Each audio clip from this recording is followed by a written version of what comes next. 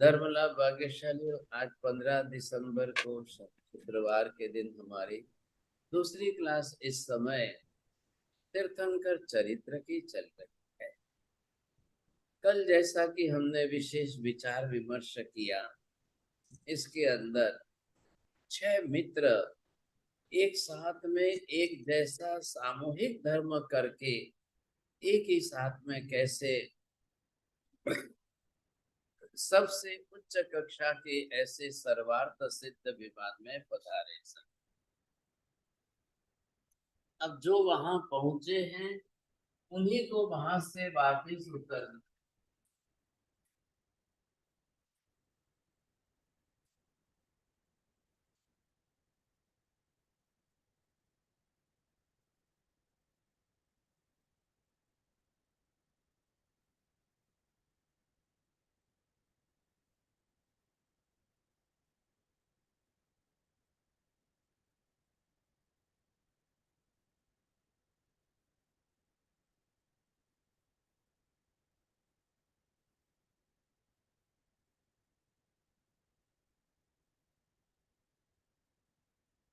बोले विभा बहन, इसका क्या नाम लिखूं यहाँ पर? ईशित प्रभा। सर जी पूरा चलो, पूरा आशा नहीं बहन, आता है बोलना। अच्छा नहीं आया है ना, तो अभी आज क्या करेंगे, 12 नवकार का गिन लेना। आशा बहन जी बोलिए, क्या नाम लिखना है? तो सर्वासित सर्वासित। हाँ, ये है सर्वार्थ सिद्ध विमान है। अब यहाँ पर ये जो है, जो 5 आत्मा है इनकी बात है कि ये जो आत्मा यहाँ पर गई है, ये आदिनाथ भगवान का आप जो यहाँ देख रहे हो, अब ये उनका 12वां जन्म।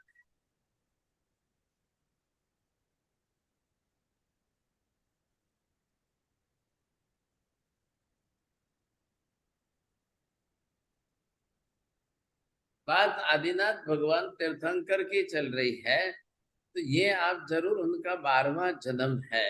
यहाँ पहुंचे, कितने जन्मों को करते करते करते, कितने भव करते करते आज यहाँ पहुंचे हैं। कैसे कैसे भव करते करते वहां तक पहुंचे हैं, कोई सामान्य बात नहीं है, सोचिए। अब इतनी बड़ी विशेषता है, जब वहां तक पहुंच चुके हैं तो ये तीर्थंकर भगवंत अब यहाँ पर जो है 12वां भव है, लेकिन देव गति का देव भव है। अब ज्यादा वर्णन तो क्या करना, जैसा कि कल हमने थोड़ा बहुत कर लिया है।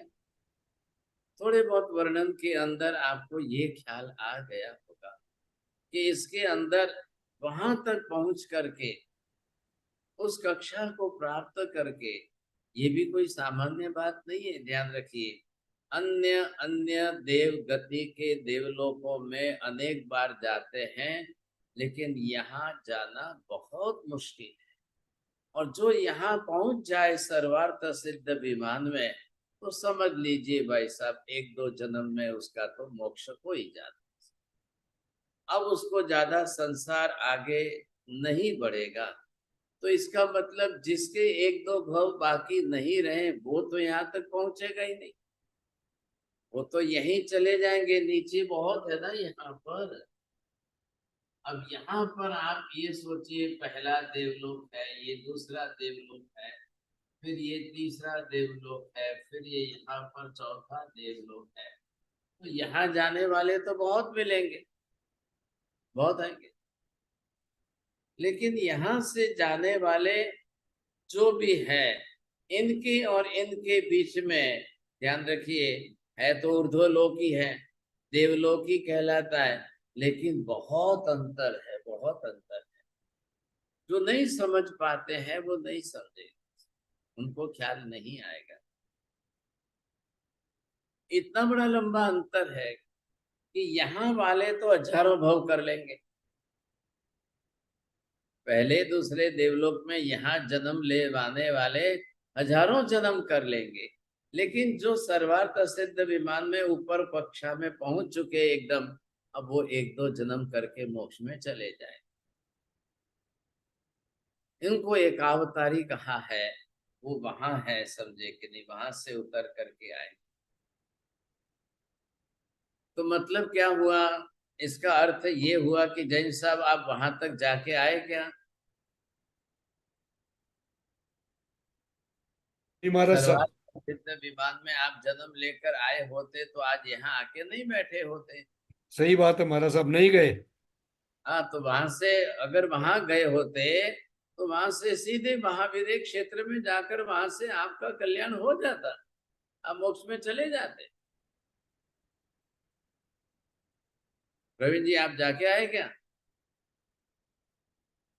नहीं अब साहिब ऐसी जी। स्थिति के अंदर यहाँ पर मतलब ये भी निश्चित हो गया, जो यहाँ तक इतने ऊंचे पहुंचेगा ना, फिर वो फिर ज्यादा संसार में नहीं घूमेगा, सब नहीं भटकेंगे। फिर उनको आना कहाँ है, जहां से मोक्ष तुरंत हो सके ऐसे ही स्थान में आना। मनुष्य तो बहुत है, मनुष्य क्षेत्र भी बहुत है। इससे क्या होता है, मनुष्य क्षेत्र मात्र से काम नहीं हो रहा है।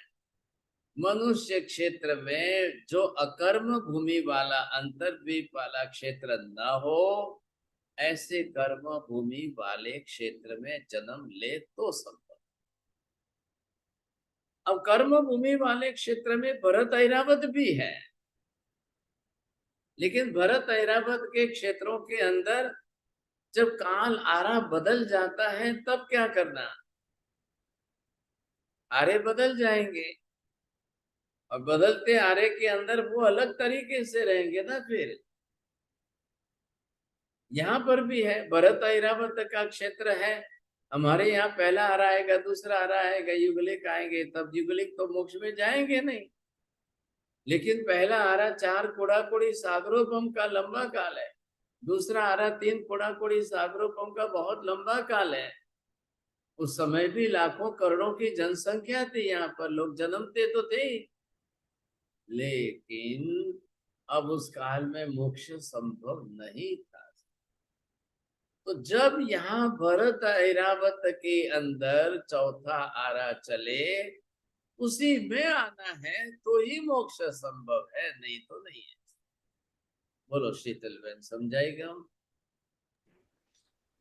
जब भी यहाँ पे चौथा आरा संभव है तभी यहाँ पे जन्म लेके मोक्ष में जा सकते हैं।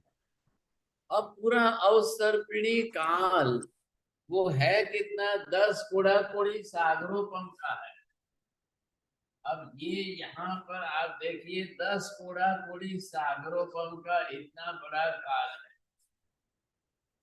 लेकिन अवसर्पिणी काल के 10 कोड़ाकोड़ी में से ये पहला बीता, ये दूसरा बीता, ये तीसरा बीता। अब क्या होगा यहाँ पर,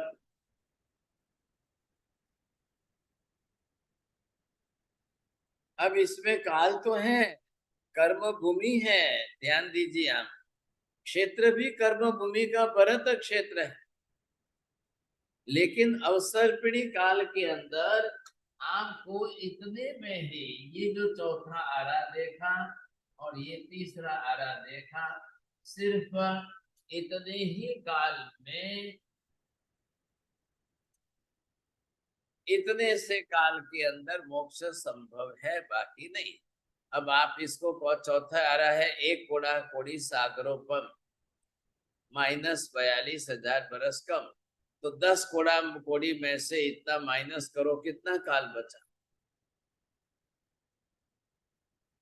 बोलो खुशबू बहन, बोलो। अनंतवे मतलब अनंत गुणा, बहुत ही कम, मतलब क्यों ऐसा बोलते, इधर अनंत की बात नहीं आ रही है।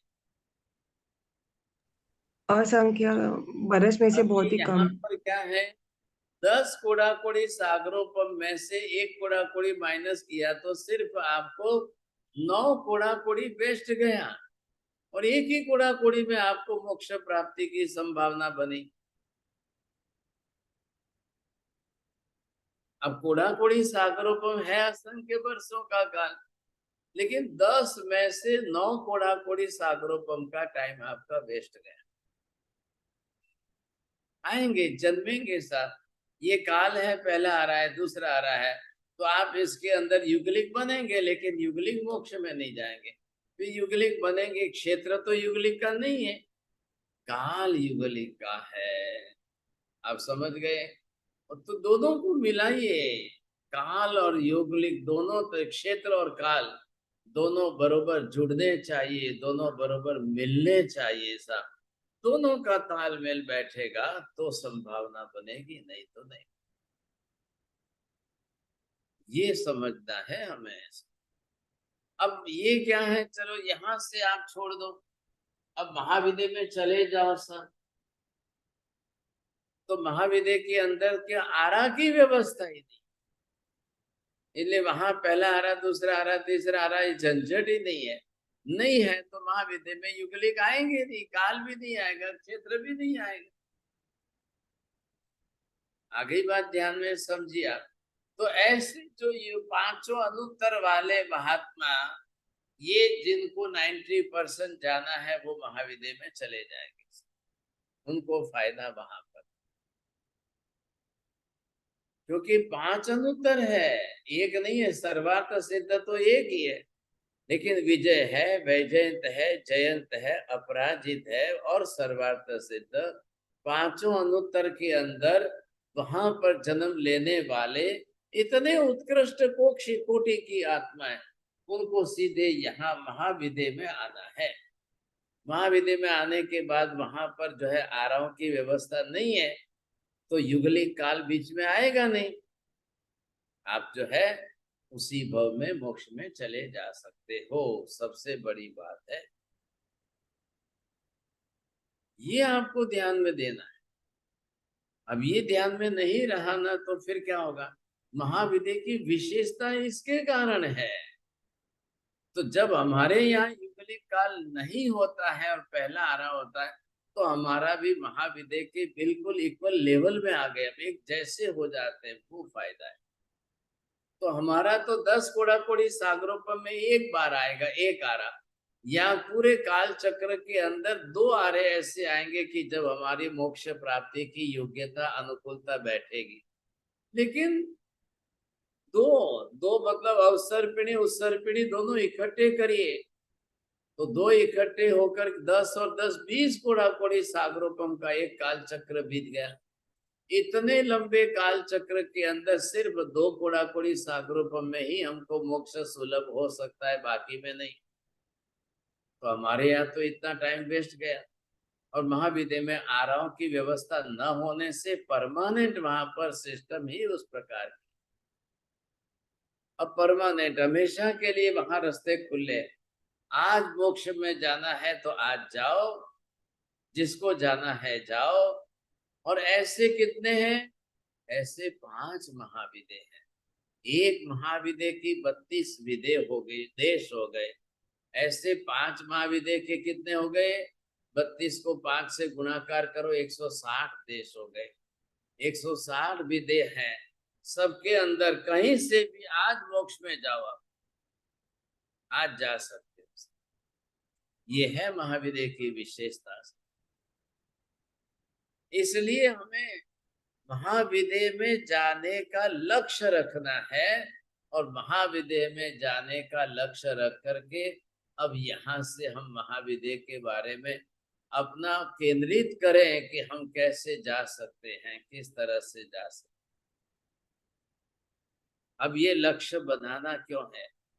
भरत ऐरावत 2nd नंबर आ गया, महाविद्य 1st नंबर आ गया।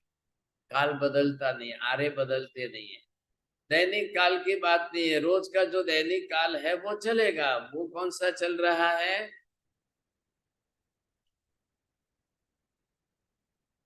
आप ध्यान नहीं दे रहे हैं खुशबू जी। युगलिक काल है ना, युगलिक काल में मोक्ष नहीं होता है, धर्म नहीं होते हैं, भगवान नहीं होते हैं, तीर्थ स्थापना नहीं होती है।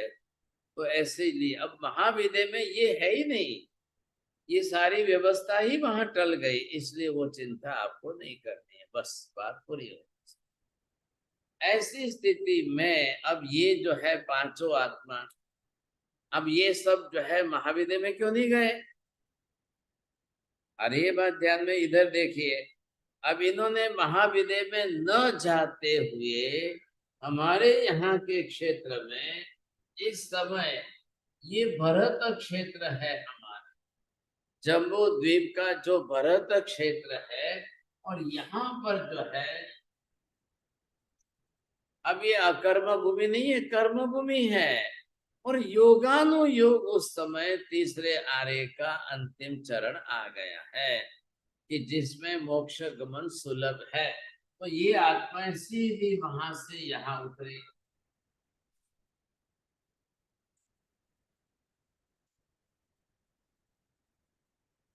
अब ये पांचों आत्माएं जो है सीधी वहां से यहाँ उतर के आनी।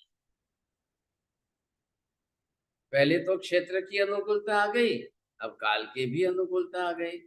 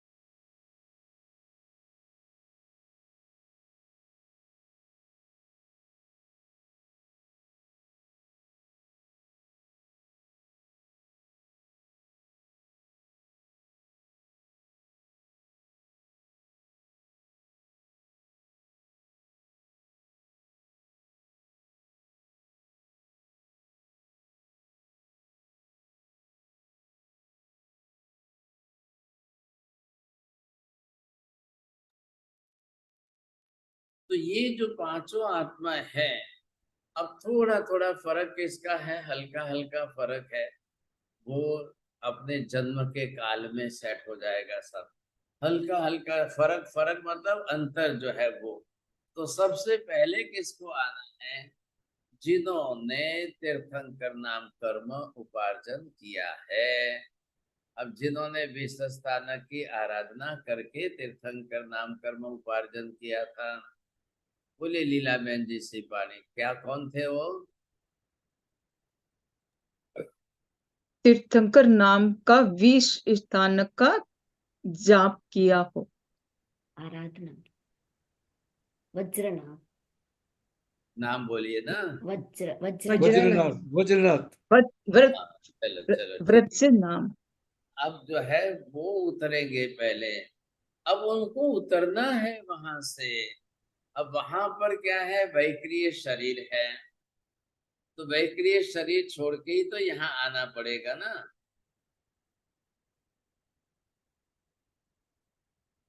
नहीं तो फिर कहाँ जाएंगे?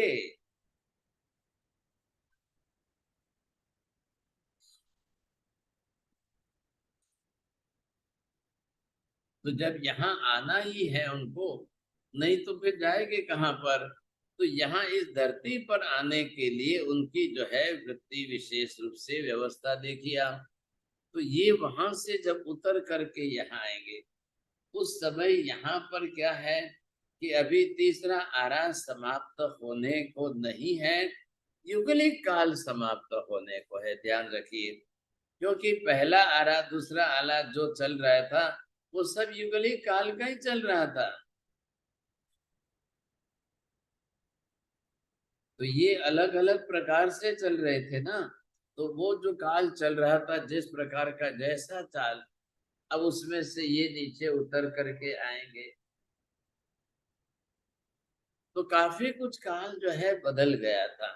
अब यहाँ आने के पहले आप उनको अलग अलग प्रकार के जो ये काल था और इस काल से जुड़े हुए जो युगलिक थे, उनकी बात पहले आप समझ लेते हैं।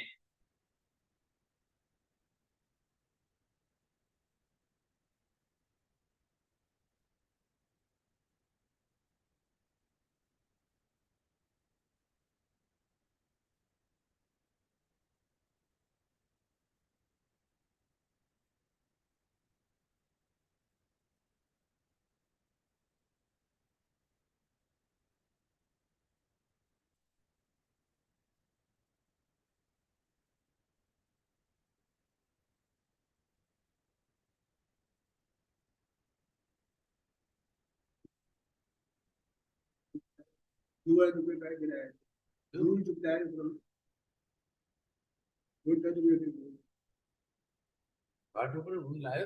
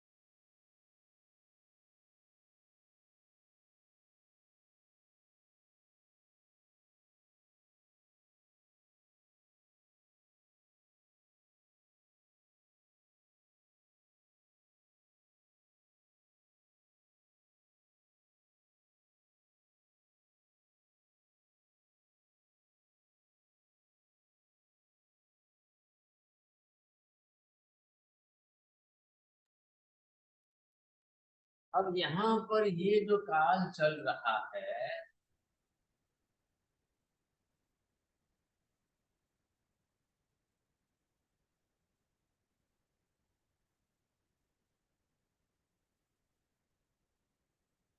हाँ जी, इधर देखिए आप।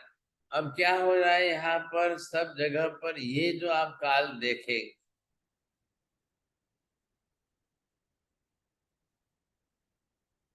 भरत क्षेत्र की ही बात चल रही है।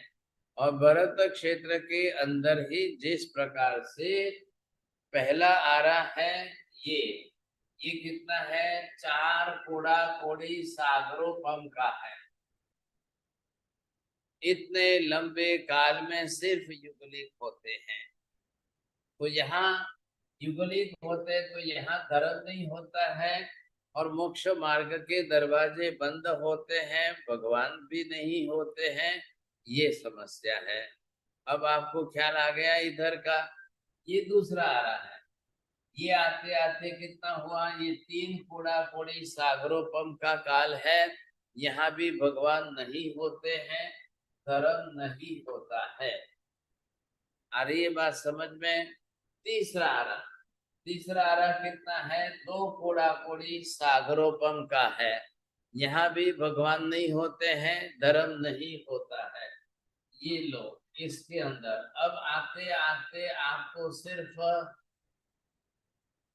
लास्ट में इतना ही बचे। तो ये क्या व्यवस्था चल रही है, युगलिकों की व्यवस्था चल रही है। इतना कितना हो गया, जरा गिनती कर लो भाई साहब। ये 4 है, ये 3 है, ये 2 है। 4 और 3 7 और 2 9। 9 कोड़ा कोड़ी सागरोपम। अब इसमें से इतना माइनस कर लो तो आपको लगेगा सिर्फ 9.25 कोड़ा कोड़ी सागरोपम। इतना लंबा काल बीत रहा है, इतना लंबा काल जा रहा है। अब ऐसी स्थिति में क्या करना बताइए। तो ये जो युगलिक की व्यवस्था चल रही है, अब इनके अंदर क्या है, युगलिकों का काल जब समाप्त होने आता है तब की बात। तब तक यहाँ पर आपको यहाँ तक पहुंचना है ना। ये देखिए, यहाँ तक आप पहुंचेंगे, वहां तक जो है कुलकरों की व्यवस्था है यहाँ पर। और वैसे कुलकरों का काल चल रहा है। तो इनके कारण यहाँ तक आते आते आते आपको अपनी तरफ से देखना है। तो यहाँ पर आते हुए उस काल के अंदर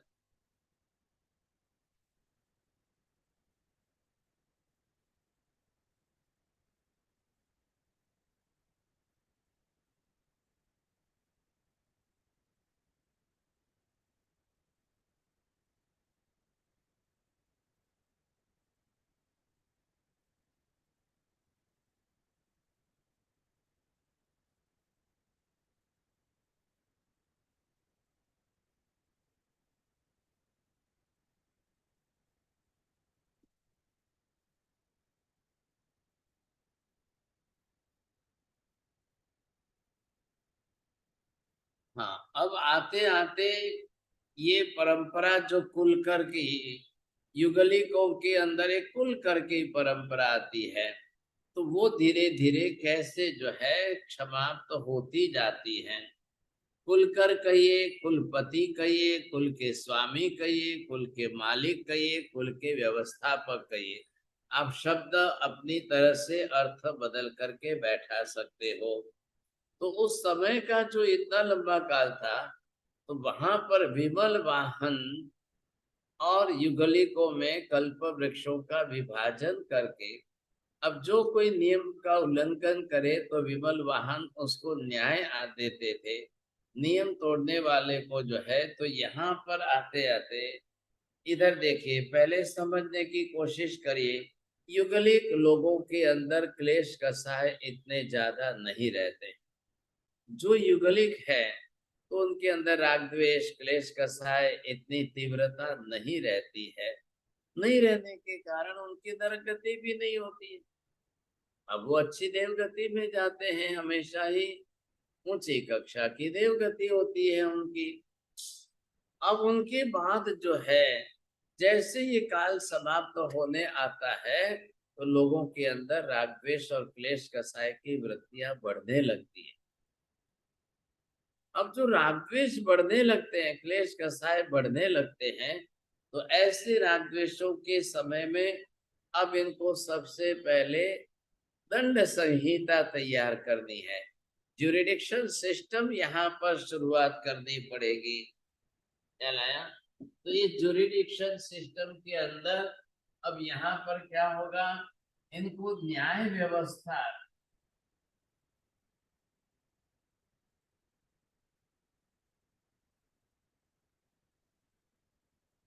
अब इनको यहाँ पर न्याय व्यवस्था शुरू करनी है। तो अब पहली बार जो है, इन युगलिकों को किसी तरह से क्या न्याय देना, क्या दंड देना। कोई अपराध करे, कोई गलती करे, तो उसको बोला जाता था हकार, और ऐसा हकार शब्द का प्रयोग कर दिया। अब वो जो है, वो अपनी तरह से इसी प्रकार के कहलाते थे। भाई आपको बड़ा दंड हुआ है, बहुत बड़ा दंड दिया गया है, इसलिए ये हकार शब्द से उनको दंड दिया जाता। आप गलत कर रहे हो, ये दुष्कृत कार्य कर रहे हो, ये आपको जो है बहुत बड़ी सजा हो रही है। देखिए सोशल मीडिया तो था नहीं उस समय, तो समाज के अंदर सामाजिक व्यवस्था में लोगों को समझाने के लिए इस प्रकार की नीति अपनाई गई थी।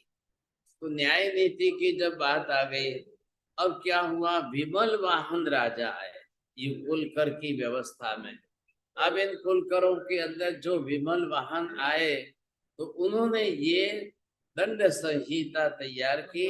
हकार शब्द बोलने से किसी को जो है बहुत बड़ी सजा हो जाती, ये व्यवस्था हो गई। अब हुआ क्या कि विमल वाहन राजा का आयुष्य 6 महीने बाकी था। अब उन्होंने एक युगल को जन्म दिया, और उसके बाद जो है चक्षुष्मान और चंद्रकांता उसका नाम रखा। उसके उनकी 800 धनुष की ऊंची काया, असंख्य पूर्व का आयुष्य था, और श्याम वर्ण वाले थे। उनका भी 6 महीना आयुष्य रहा। तो उन्होंने लालन पालन करके विमल वाहन के मरते की मृत्यु के भवन पति नो सुवर्ण कुमार देव, विमल वाहन जो थे वो मर के भवन पति में सुवर्ण कुमार देव बने। अब युगलिनी नाग कुमार जाति ना भवनपति देव में उत्पन्न हुई शाम। अब जो चक्षुष्मान फल विमल वाहन की तरह से अकार नीति से भी युगलिकों के अंदर मर्यादा का संचालन करने लगे। फिर दूसरे कुलकर आए, फिर उनका भी आयुष्य 6 मास बाकी रहा, तो वो उनकी भी युगल की मृत्यु हो गई। उनका नाम यशस्वी और स्वरूपा ऐसा रखा। यशस्वी और अपने पिता के पीछे युगलिक मर्यादा पालन करने वाले हुए, तीसरे कुलकर हुए। और इस समय तक में विषमता बढ़ने लगी थी। अब लोग जो है और अपराध ज्यादा करने लगे। हकार भी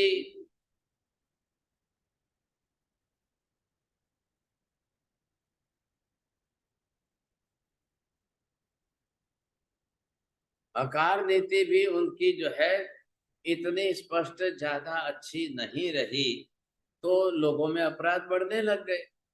अब अपराध बढ़ने लग गए तो उन्होंने और ज्यादा कड़क नियम बनाए, तो हकार नीति से चल करके मकार नीति अपनाई। अब ये क्या व्यवस्था मैं आपको बता रहा हूँ, एक के बाद एक के बाद एक, ये कुलकर की व्यवस्था है।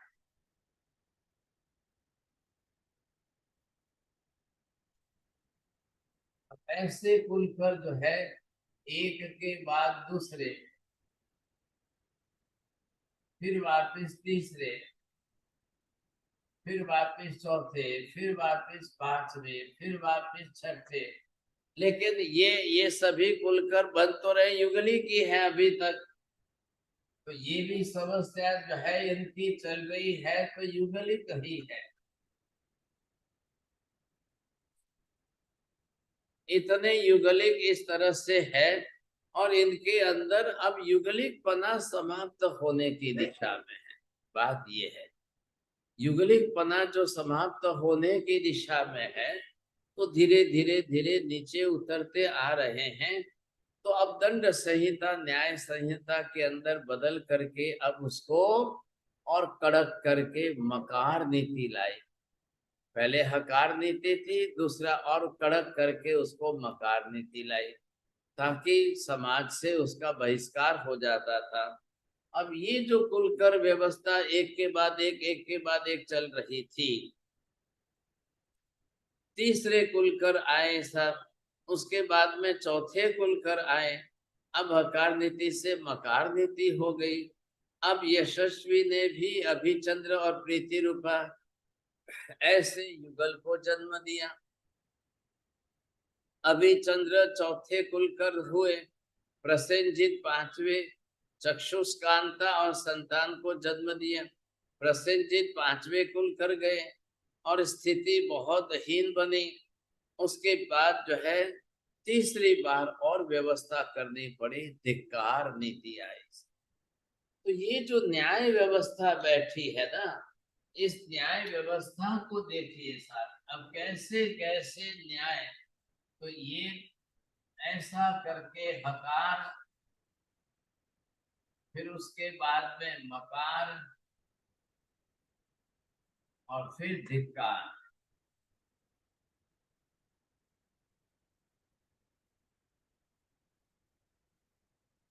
अब इस तरह से ये तीन नीतियां बदली, और तीन नीतियां बदलते बदलते तो 5-7 जो है कुलकर, 5-6 कुलकर निकल गए सा। अब वहां पर प्रसेनजीत पांचवे कुलकर के समय में स्थिति और बहुत ज्यादा खराब बनती गई, तो जाकर के धिक्कार की नीति अपनाई गई। अब धिक्कार की नीति अपनाने के बाद उनके वहां मरुदेवा और श्रीकांता नाम के अब ये छठे कुलकर आए, और ये अंतिम कुलकर है। फिर 7वें कुलकर नाभि और मरुदेवा हुए सब। तो ऐसे करके 7 कुलकरों की व्यवस्था आई। 7वें आए जब यहाँ पर, अब 7वें कुलकर के रूप में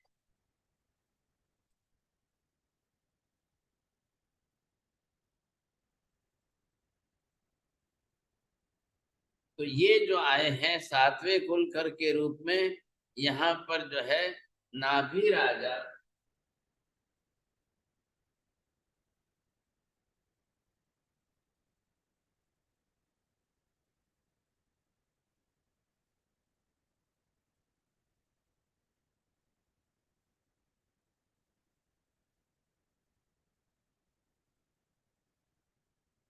ये यहाँ पर आए, यहाँ की बात चल रही है।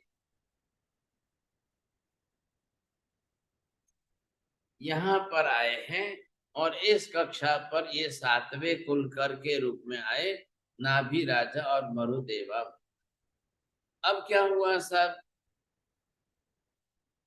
ये काल यहाँ पर है 84 लाख पूर्व का काल बचा है। 84 लाख पूर्व के काल का मैं ये निकाल देता हूँ।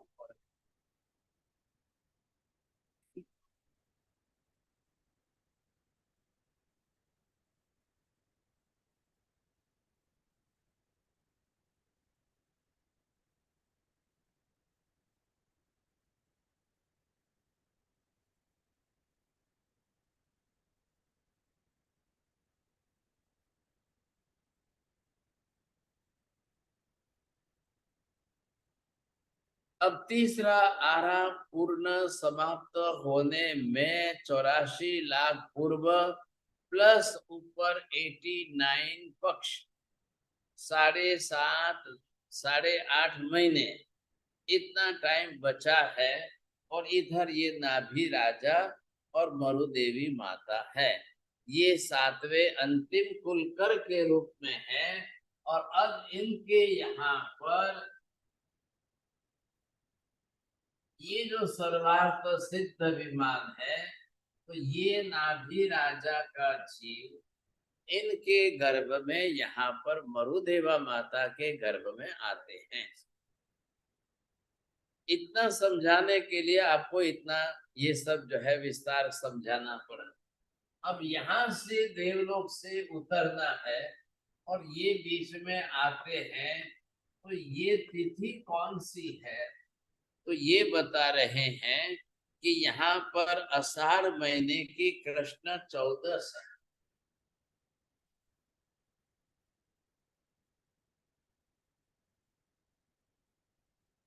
ये आषाढ़ मास के कृष्ण पक्ष की 14 की तिथि है।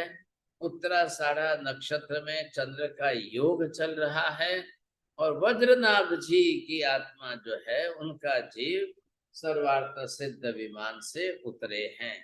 अब उनकी आत्मा उतर करके यहाँ मरुदेवी माता के गर्भ में प्रवेश कर रहे हैं।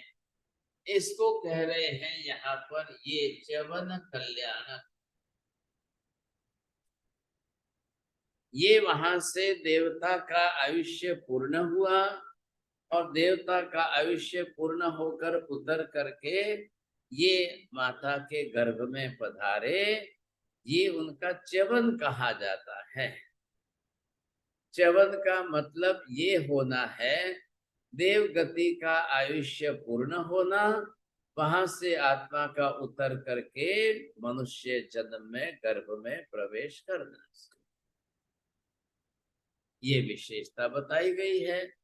अब इस तरह से वज्रनाभ की आत्मा इनका प्रवेश हो गया सा।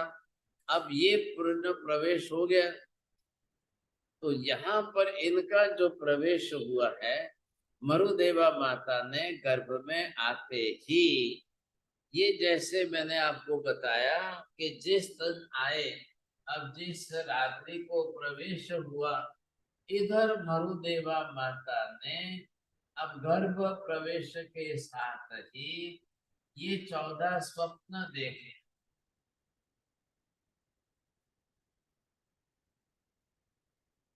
14 स्वप्न। अब 14 स्वप्न का नियम इसी के साथ जोड़िए। जिस रात्रि में देवलोक से आयुष्य समाप्त हो, वहां से उस आत्मा का अवतरण हो और माता के गर्भ में प्रवेश हो, उसी रात्रि का समय है। उसी समय उनको 14 स्वप्न आते हैं। अब दिन बदलेगा नहीं, दूसरा दिन नहीं होगा। क्या आया? दिन नहीं बदलेगा, आज ही होना है। और ये स्वप्न जो है वो क्या है? ये भगवान के आगमन का संकेत है। Just as for the information, लोगों को अब जिसको पता चले तो समझ में आ जाए कि हाँ, अब परमात्मा जो है वहां स्वर्ग से अवतरण हुआ है, अवतरण होकर उतरे और उतर करके यहाँ माता के गर्भ में पधार रहे। कितनी बड़ी बात है, सोचिए आप, कितनी बड़ी विशेषता है। ये जो अवतरण है, तो ये सारे संकेत जो है, इन सारे संकेत के बरोबर समझने हैं। और ये 14 स्वप्न सामान्य स्वप्न नहीं होंगे साहब, ये महास्वप्न के रूप में आते हैं, ताकि इन स्वप्नों के संकेत से माता पिता को एक गारंटी मिल जाए उनको कि हाँ, तीर्थंकर की आत्मा आई है। अब ये ज्ञान कौन देगा? तो सर्वप्रथम पिता ही देते हैं, लेकिन पिता अपनी तरह से फिर व्यवस्था करते हैं। ऐसे स्वप्न शास्त्रियों को बुलाया जाता है, जो स्वप्न शास्त्र के अंदर पढ़े लिखे एक्सपर्ट है, जो सभी स्वप्नों को अच्छी व्यवस्था में समझते हैं, अब उनको ये सारी व्यवस्था दी जाती है, तो वो आकर के बताएंगे ऐसे ऐसे स्वप्न जिन्होंने देखे हैं, इसका मतलब ये हो गया उत्कृष्ट कक्षा की तीर्थंकर की आत्मा अब अंतिम जन्म में प्रवेश कर रही है। अंतिम जन्म ये है कि जिनको मोक्ष ही प्राप्त करना है, ये विशेषता है ना।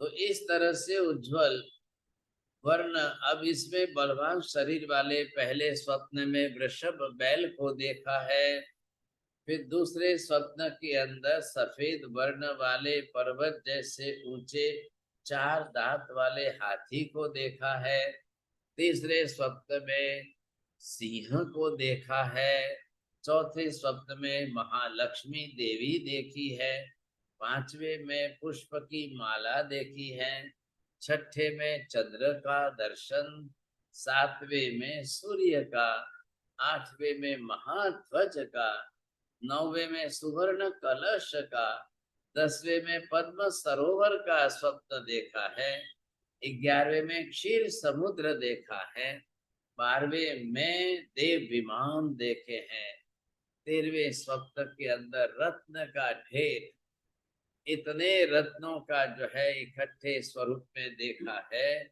और 14वें स्वप्न में बिना धूम का धुआं के बिना अग्नि देखी है।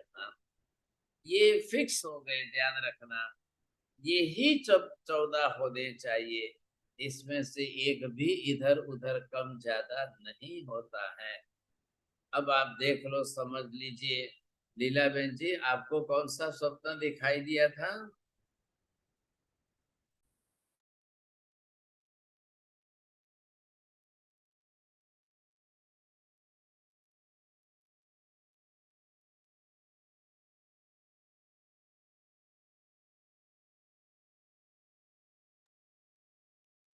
तो ये जो है 14 प्रकार के स्वप्न है।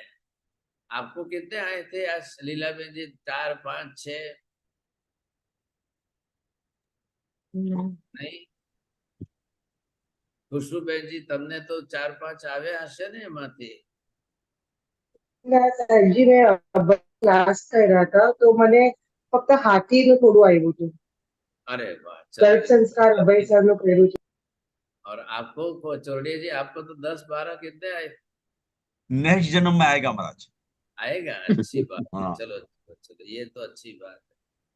अब जिसको भी आ जाए तो कोशिश करना भाई साहब, लेकिन ये बात ध्यान रखना, माता को ही आते हैं तो या तो माता बनना पड़ेगा तो आएंगे, समझे कि नहीं? ऐसे ही नहीं आ जाएंगे। पिताजी को नहीं आते हैं स्वप्न ऐसे, माँ को ही आते हैं, क्योंकि गर्भ धारणा तो माँ करती है ना, इसलिए स्वप्न। और ये संकेत है, बहुत बड़ा संकेत है। अच्छा, एक बात और भी सुन लो, ये कंपलसरी नियम हो गया। अब कंपलसरी नियम मतलब कंपलसरी बोलने के बजाय ये बोलिए कि शाश्वत नियम हो गया, शाश्वत व्यवस्था हो गई। जब जब भी कोई भी तीर्थंकर आएंगे, किसी भी तीर्थंकर का च्यवन होगा, अवतरण होगा, माता के गर्भ में आएंगे, अनिवार्य रूप में उनको 14 ही स्वप्न आएंगे। किसी को एक कम नहीं होगा, किसी को एक ज्यादा नहीं होगा। आप ये सोच लो, महावीर स्वामी तो शरीर से छोटी हाइट के थे, तो उनके 14 नहीं तो 10 आ जाएंगे, 4 आ जाएंगे, ऐसा नहीं होता है। कंपलसरी 14, और ये ही 14 है, दूसरे नहीं बदलते नहीं है, साहब समझे। बहुत बड़ी बात है ये तो। स्वप्ने, ऐसे ऐसे स्वप्ने आना, अब इन सब के अपने अपने फल है, ये संकेत है। अब वैसे तो देखिए रोज ही आते हैं स्वप्ने तो लोगों को, सर्व सामान्य रूप से जिनको जिनको आते हैं तो रोज आते रहते हैं। तो रोज आना एक अलग विषय हो गया। और ये तो भगवान जैसे उनकी आत्मा स्वर्ग से उतर के माता के गर्भ में प्रवेश करेगी, उसी रात को आना है। एक दिन बदलेगा नहीं, आगे पीछे नहीं होगा, बस ये बात है। आगे बात समझ में देख लो, आप समझे कि नहीं, जिस तरह से है। हाँ पूछिए साहब, बोलिए, किसको पूछना है?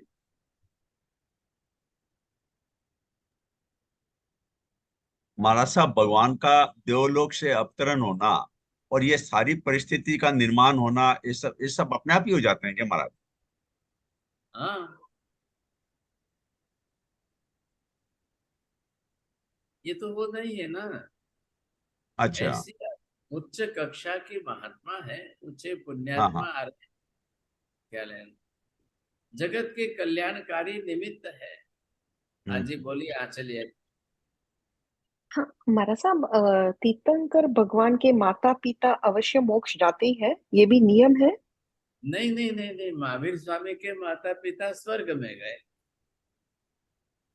जो अच्छा, इवेंचुअली।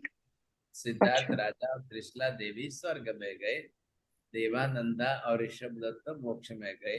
सभी माता पिता मोक्ष में जाते ही है, जाते ही है, ऐसा नियम नहीं है। ठीक है हमारा साहब, थैंक यू।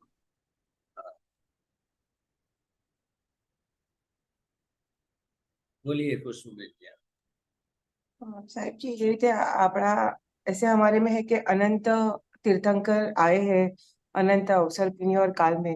तो सबसे प्रथम तीर्थंकर, जैसे ये अवसर पीढ़ी में ऋषभ देव है, तो सबसे प्रथम तीर्थंकर का नाम हमारे शास्त्रों में लिखा है। बिल्कुल, ऋषभ देव ही नाम चल रहा है। बहुत बड़े शास्त्र हैं, भरे पड़े हैं सबकी। सभी तीर्थंकरों के चरित्र, सभी तीर्थंकरों की बातें बरोबर है। थैंक यू साहिब जी। बोलिए, और किसको पूछना है? साहिब जी, तीर्थंकर भगवान की माता को तो 14 स्वप्न आते हैं, लेकिन चक्रवर्ती या वासुदेव या किसी के भी पिता को भी स्वप्न आते हैं क्या? नहीं, पिता को नहीं आता। आप है जी ना, सर। आप दोबारा वापस माता ही बनना, पिता मत बनना, नहीं तो आपको नहीं आएंगे। जी साहिब जी।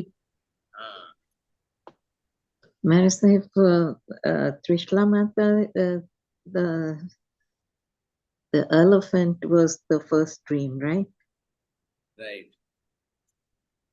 So that time the sequence changed. हाँ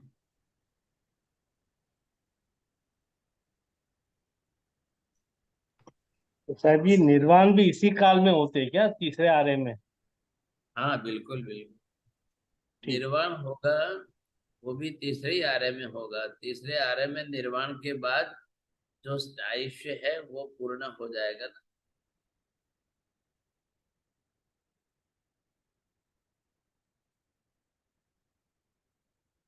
हाँ जी बोलिए, और किसको पूछना है? साहिब जी, तीर्थंकर के माता पिता जो होते हैं उनको तो सम्यक दृष्टि तो हो ही जाती है, तो नहीं, वो तो मोक्ष तो, पहले ही समय दृष्टि होते हैं। जी तो मोक्ष तो उनका नक्की हो ही गया होता है, चाहे वो वही नक्की जन्म में ना जाए। मोक्ष नक्की होता है। अभी इन्होंने पूछा कि उसी जन्म में होता है, उसका हाँ मैं ना है, और कुछ जी सर जी।